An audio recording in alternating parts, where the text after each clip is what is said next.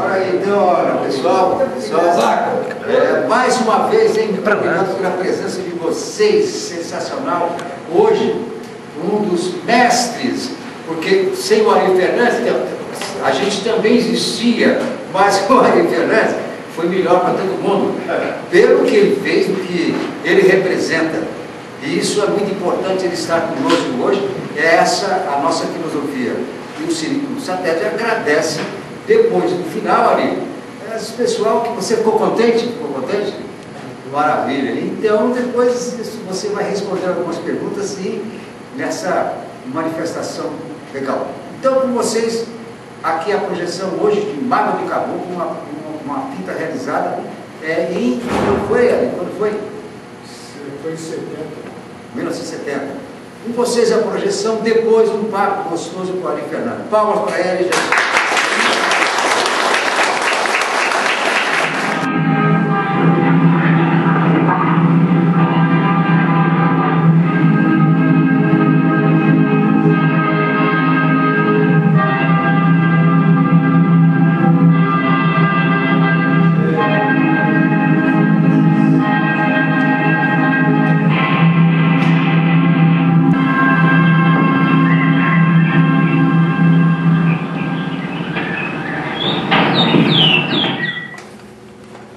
A pergunta inicial é o seguinte: você depois disso, você já tinha feito, você deu emprego para milhões de atores, técnicos, você sabe disso como é uma satisfação. Mas a pergunta é o seguinte: eles vão perguntar para você alguma coisa. Nessa época do Chico Fumaça, houve, você também, entre o Mazzaropi e você, foi uma coisa incrível, não é verdade? Agora, entre o Chico Fumaça e o argumento, aliás, antes disso, eu te pergunto, talvez aquele galanzinho, menino, que eu nunca mais vi ele em televisão nenhuma, por que o Francisco Franco deveria estar, você tinha pensado nele, porque ele é idêntico, você como diretor, foi lá e achou um cara parecido com o Francisco Franco, um galanzinho legal, foi legal. Ele convenceu, é verdade ou não é? Sim. Veja bem, nem sempre quando você pensa num ator, você pode contar com ele porque ele está ocupado, fazendo um filme, então você não pode contar com ele. Embora seja o Chico de Franco, particularmente era um grande amigo meu, né? É que não deu, na ocasião, se eu não me engano, ele estava ocupado e não pude utilizar. Aí você, esse menino, como você viu ele, ele parece que Francisco de Franco, o que aconteceu? Difícil de lembrar dele, ou se foi apresentado por alguém, né? É simplesmente difícil hoje lembrar. Você caminhava nas aberturas que te sobrava para que você pudesse fazer a luta que nós temos. Eu tenho aqui velhos companheiros, velhos não em idade, eles são moços, gente moça que morreu, e lutaram, e continuam lutando até hoje, e são dignos de todo o meu respeito. Né? Eu quero que vocês me perdoem, e não preciso dizer que eu sofri um derrame, e que isso alterou, inclusive, às vezes, a voz. Eu não consigo articular como era antigamente. Mas é o Ari Fernandes, o resto é fantasia. O que é importante é o seguinte, cara. Eu quero dizer para vocês que está sendo recuperado pela Cinemateca Brasileira, numa iniciativa bacana da Petrobras, o Vigilante Rodoviário, e também Águias de Fogo, que o Ari foi um desbravador que lutou, que fez. Aliás, o primeiro Cicla Chambord, antes de lançar, você lançou, e é uma verdade, e o Carlos Miranda, que foi um ator que participava, e aliás, lançado por você maravilhosamente, hoje já está incorporado, já está na reserva, né? Porque o trabalho dele foi pela direção, o diretor é isso aí.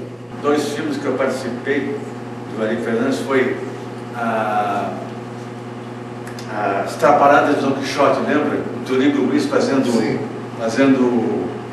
Don Quixote. Don Quixote. E o outro foi... Esse filme não tem cópia? Esse filme ele foi feito, a produção era do Palácio. Palácio Galante. Não tem. Só foi Palácio? Só Palácio.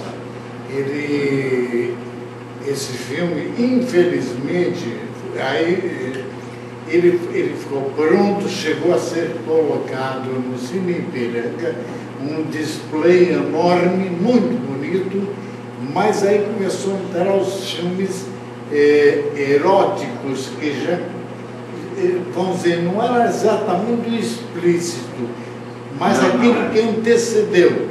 Então, o que aconteceu? Esse filme era um filme livre, era uma versão de Don Quixote de La Mancha. Então, esse filme nunca foi exibido, que é uma pena. Eu não sabia, viu? Sabia. Esse filme nunca foi exibido, nem eu tenho cópia. Nem tem a cópia. Eu não sei onde separar a cópia também. Foi feito cópias em 35, essas cópias ficaram guardadas, deve estar tudo hoje. Tem uma foto aí do... As Trapalhadas de Don Quixote, produção de Alfredo Palacios e pode ter ao Galante, porque não é. Olha, isso aqui é um documento, né? É documento. Faz parte aqui do lance. Toríbio Luiz, Oswaldo Barreto já faleceu, ator de teatro.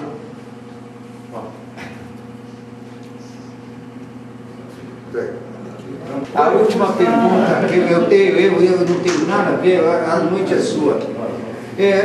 Eu fiz primeiro uma brincadeira, porque o Ari Fernandes descobriu, ele descobriu, vamos dizer assim, quase uma centena de pessoas, técnicos, artistas, atrizes, coadjuvantes, e ele sempre tratou da melhor forma possível.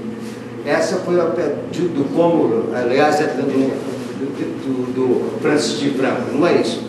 Agora, qual é a conotação que você teve em relação ao Chico Fumaça, no filme do Mazzaropi? Quando você teve a sua determinação dentro do roteiro da sua proposta profissional excelente, como sempre foi, de você, não é uma briga, mas porque que você descobriu, por exemplo, o Chico Fumaça e realmente lançou o Chico Fumaça nos trejeitos de o Mazzaropi, da qual ele já estava atuante maravilhosamente. Nós não podemos falar do Mazzaropi absolutamente, apenas uma curiosidade para eles. E aí fica vocês com ele, com vocês, tá bom? Ari Fernandes. O caso do Chico Fumaça, na verdade, não fui eu que descobri Chico Fumaça. Foi um ator, se assim podemos chamar, com certas restrições. Ele vivia fazendo imitação do Mazzaropi. Eu havia feito uma pistola para Jekyll e houve um desentendimento entre eu e o Mazzaropi, não por culpa do Mazzaropi. Os companheiros, os veteranos aqui, sabem que o Mazzaropi vivia cercado por um grupo, lamentavelmente, e ele ouvia esse grupo, puxa-sacos. O importante para esse grupo era ser amigo do Mazzaropi. Então, para isso, precisava puxar saco, inventar coisas. Então, houve um desentendimento. Eu terminei a vida. Houve um desentendimento entre eu e o Mazzaropi. Pois bem, eu estava fazendo já outra coisa, quando aparece o Chico Fumaça trazido na boca, porque eu vejo aqui os companheiros que são da época da boca, com muito prazer, com muito prazer, são os verdadeiros batalhadores em defesa pelo cinema brasileiro, porque faziam de 200 reais faziam um filme. não havia muito dinheiro. Isso tem, tu vês, tem o Marinho, tem o Chico, essa turma toda que eu conheço. Então, o que aconteceu? Havia essa música. Aí uma pessoa chega para mim, olha, Ari, estamos querendo fazer um filme com o Chico Fumaça. E tal, coisa, você não faz. Eu no começo achei que era meio desagradável. Eu sei que no fim me convenceram de que eu devia fazer. Me arrependo. Me arrependo. Fiz 2 filmes. Esse que vocês viram e mais o Jeca e o Bode com ele. Lamentavelmente. Então, surgiu o caso do Chico, é esse. É uma desavença que eu fui com o Mazzaropi. Foi que pegou numa hora também que eu estava, o Mazzaropi estava falando que não devia, por causa dos elementos esses. Entendi? Eu falei, bom, se é para uma briga, vamos brigar. Mas ele nunca esperava que eu fosse fazer um filme com um sósia dele. E naquela época a Manchete e o Cruzeiro eram revistas, isso em 1900, final de 69, estavam no auge. Então, o Mazzaropi, alguma pessoa que ia fazer um filme parecido com o Mazzaropi, foi uma correria das revistas, correndo falar comigo, queriam falar com o Chico, e vou adiantar a vocês. Lamentavelmente, o que o Chico falava não tinha cabimento, tinha que estar junto e dizer, não foi assim que você falou, Chico, e tal, para poder salvar, porque não pode repetir o que ele falava. Você sabe que havia um problema de homossexualidade com o Mazzaropi, e ele tocava muito nisso. Eu acho que isso nada tinha a ver. Então, foi uma luta tremenda. Então, na verdade, eu montei uma reportagem, mas que não envolvia isso.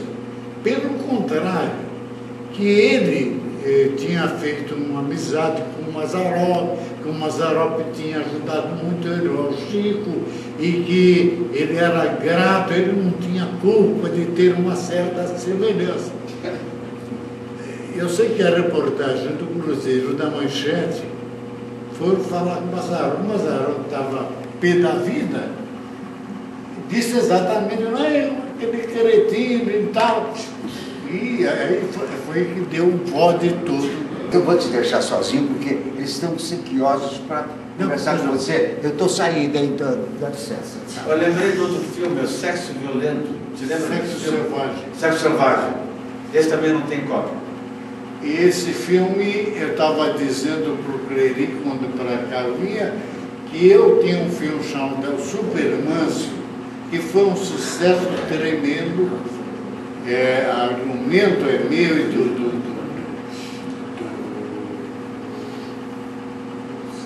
escritor, não me acordo o nome. Marcos Rey. O Marcos Rey. Obrigado. Fizemos esse filme realmente, eu acredito que do ponto de vista receita, esse foi o filme que mais eu tive. Pois vocês sabem que o Laboratório, era um filme de 5 partes duplas, dá 1h40, 1h45. O Laboratório me perdeu o rolo de negativo, o 4º rolo. Então, eu tenho uma fita incompleta por culpa do Laboratório. Eu estava dizendo ao Clery, eu digo, e aqui eu vim descobrir quando todo esse material foi para a Cinemateca. A quem eu vou falar? Um dos sócios da Revel morreu. o outro está aí numa pendura tremenda e a revela quebrou, que era o laboratório. Quer dizer, isso acontece no Brasil. E assim fica assim. E fica assim, você vai reclamar para quem? Esse filme, Sexo Selvagem, que é da Fama Filmes, perderam a parte do som. Tem a imagem, não tem o som. Não, isso são filmes, um que é meu, outro que eu dirigi e sou sócio da fita.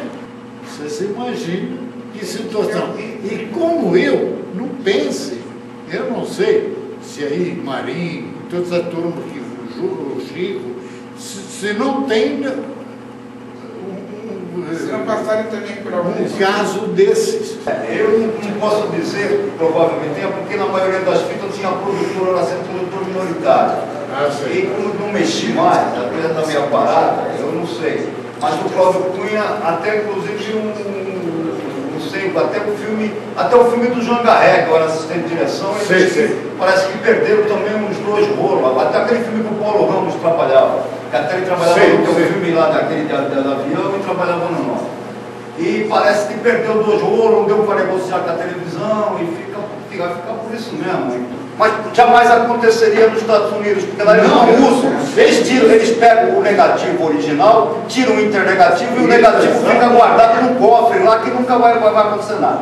Acontece que aqui, como a gente não tem condições, não se tira esse, ou talvez por medida de economia, não se tira esse internegativo. Então ele fica para lá, quando fechou a Livre, eles mandaram lá para a Cinemateca, não se sabe o que tem lá. Teria que fazer todo um levantamento do que realmente tem, porque é muita conversa, tem isso, tem aquilo, e às vezes deve ter muita coisa pela metade, ou incompleta, não sei até que ponto isso aí. Ou pode estar misturado. Ou pode também, se alguém fosse fazer uma pesquisa, pode ser que esteja perdido no meio de outro filme. Mas, viu, Ari, o importante aqui, na realidade, não é a gente, mas é você falar, está sendo muito legal, e aí eu gostaria que você se estendesse mais, talvez, sobre o filme, sobre a época e tal, porque eu acho que a sua presença aqui que é importante, e o importante é o seu depoimento. Prefiro que façam perguntas. Vocês tenham palavra. Ari, teve uma época, não tenho certeza, que o Rony fez uma época, uma temporada, o seriado do Vigilante, do rodoviário, substituindo o Miranda. Não, o Rony participou. Então, eu estou perguntando isso. Esse é um piloto de uma série feito em 78. Essa série não era uma série. A Embra Filmes resolveu produzir uma série para televisão. Sei. Já tinha feito 2. Aí o que aconteceu? O presidente da Embra Filmes era o Roberto Faria. Roberto Faria, né? Exato. Então eu fui chamado, porque o único seriado que tinham sido feitos era o Vigilante Uai. Então me chamaram. No dia que eu fui ao Rio de Janeiro, na Embra Filmes, encontrei com o Nelson Pereira dos Santos. Encontrei-me com ele, ele falou lá, conversando, eu e ele, antes de eu falar com o Roberto, eu disse, eu estava falando que tinha me chamado por isso, assim e tal. Eu falei, mas eu gostaria que vocês queiram fazer 26 episódios. Eu falei, eu gostaria que não fosse eu o único. Eu falei, eu gostaria, eu tenho ideia de falar ao Roberto e fazer 26 diretores, né?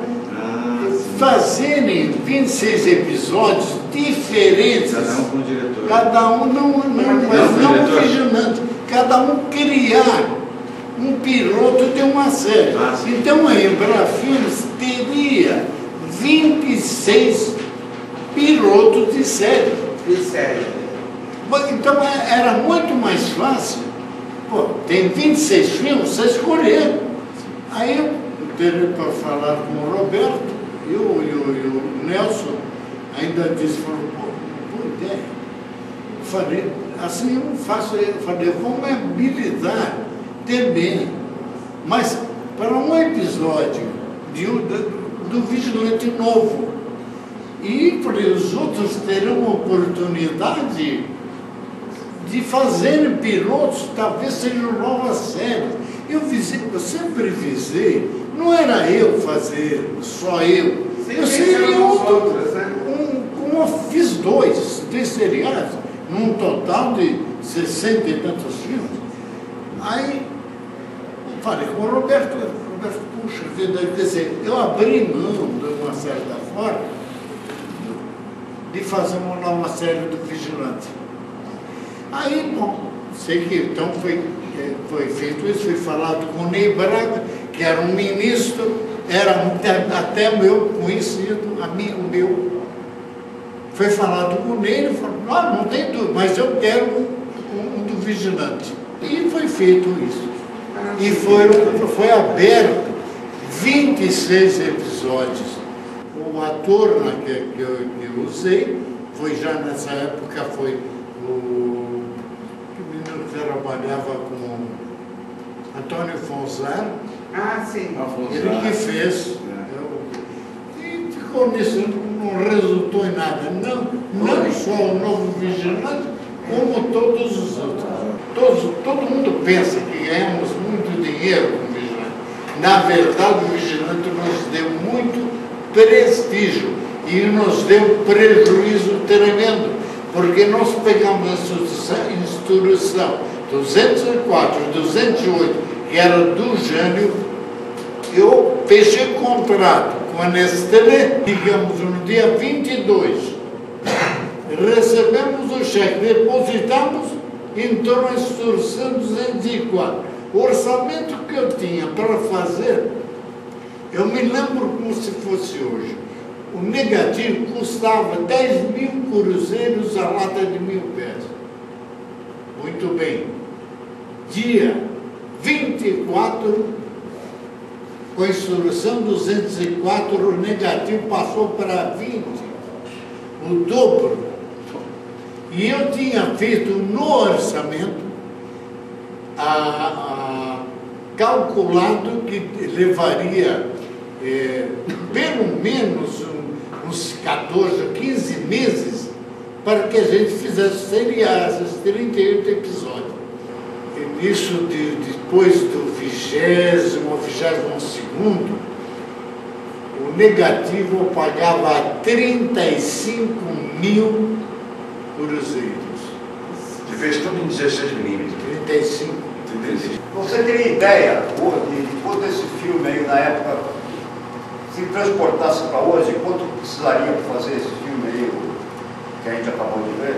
É um pouco difícil para dizer, você veja pela figuração, ator, é meio difícil, eu não faço, se eu disser que eu precisaria, vamos ver, 500 mil, 1 milhão, 2, 3, eu realmente estaria falando, eu não sei porque eu não fiz o cálculo. Antigamente as coisas tinham preço, hoje parece que tem outro. Eles ficam falando, o ingresso hoje é caro, eu também acho. Mas outro dia eu fiz um cálculo, o Marabá ele precisa pôr 100 mil pessoas por mês para poder empatar. A partir daí eu lucro. Então, para pôr 100 mil, que nem o cara fala, tinha que cobrar R$3, ele precisa pôr quase 60 mil pessoas por mês, seria 2 mil por dia. Tem dia que não põe. Se sexta, sábado e domingo pode pôr, agora segunda, terça, quarta e quinta não põe. Isso eu sei. Entende? Então fica essa coisa que eu não sei quantos podia ser barato, porque o IPTU era mais barato, a luz era mais barata, a água era mais barata, todas essas coisas aí. E o elenco também trabalharia, vamos supor, tinha um preço, ia mais ou menos, lógico, todo mundo ganhava, eu sei disso, a equipe ganhava, mas parece que hoje é um pouco complicado. E hoje, por exemplo, a equipe, hoje esse pessoal que sai para filmar, eles levam 80 pessoas na equipe, eu acho um absurdo total. Entende? Antigamente a gente se fazia esse filme aí com 12, 13 pessoas na equipe, que era o suficiente. Então também tem essas coisas, porque aí o cara fala, mas o cara vai, ele é estagiário. Aí eu falo, você paga comida, paga almoço, paga gasolina, paga não sei o que lá. Quando você vai ver, esse cara que saiu mais caro, tu levou um profissional. Então eu também, hoje em dia, eu fico meio, eu tento fazer estabelecer, porque podia ter uma ideia, ponto negativo gastou, essa coisa poderia se ter uma ideia. Mas eu estou vendo que é meio difícil. Realmente é difícil, em função dessas coisas todas que acontecem, é difícil você produzir como nós produzimos, pelo amor de Deus. Eu dirigi muito comercial. Eu saía com uma equipe, era eu, que fazia câmera e fotografia, 2 eletricistas e um maquinista. Éramos em 5, fazer um comercial, e às vezes em 2 minutos. Veja, hoje sai uma equipe continuista para comercial, continuista. Tem 2 assistentes. 30, 40 pessoas. O papo está muito bom, não está muito bom, mas tem uma condução esperando o Ari e o cara está nervoso aí. Então, infelizmente, vamos deixar para uma outra hora, a gente vai trazer o Ari com mais tempo. Nós estamos matando saudade, infelizmente, Ari foi maravilhoso, mas eu sou obrigado a expulsá-lo da trazer sala. mais trabalhos para a gente, né, Ari? Quem sabe ele pode trazer o próximo filme do país.